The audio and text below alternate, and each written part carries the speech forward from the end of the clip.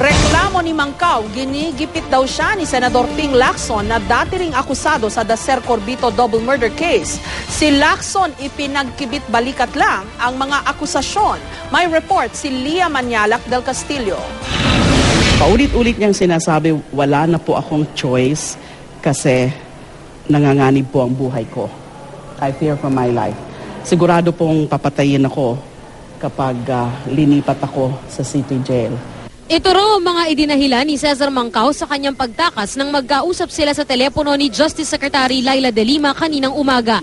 Tinawagan ni De Lima si Mangkaw ilang oras lang mula nang tumakas siya sa NBI. Humingi siya ng paumanhin, sorry siya ng sorry na ginawa niya yon. Sabi ko, pwede naman natin gawa ng paraan yan.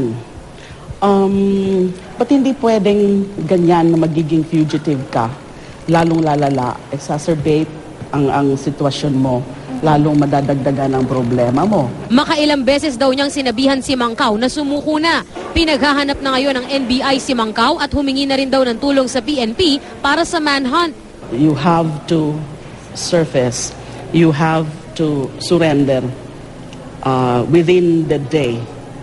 Otherwise, talagang ikakasa namin an intensified manhunt. Ibinalita na rin ni De Lima kay Pangulong Aquino ang pagtakas ni Mangkaw. Bukod sa paghahanap sa kanya, gusto rin daw malaman ng Pangulo kung sino-sino ang mga responsable sa pagtakas niya.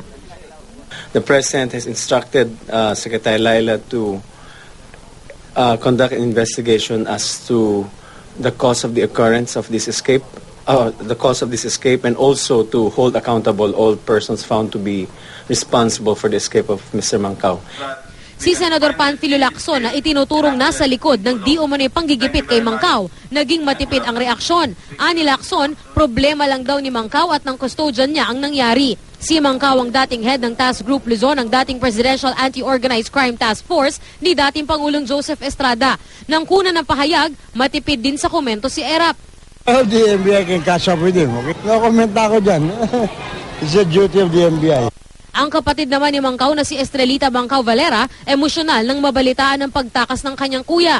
Inaasahan pa raw ng kanyang mga kapatid na makakalaya na si Mangkaw ngayong buwan. Kaya ngayon, hindi tuloy maiwasan ng kanilang pamilya na mag-alala. 3 days ago, nag-usap kami, sabi niya, within this month, sabi niya, baka sakaling makalaya na ako. Sabi niya, shock ako kasi ang totoong niyan, sabi niya nga, let go, let God. Kaya hindi ko talaga akalain na mangyari itong mga ganito sa buhay ng kuya ko. Bagaman natatakot, ipinagpapasa Diyos na lang daw nila ang kaligtasan ng kapatid. Nahirap.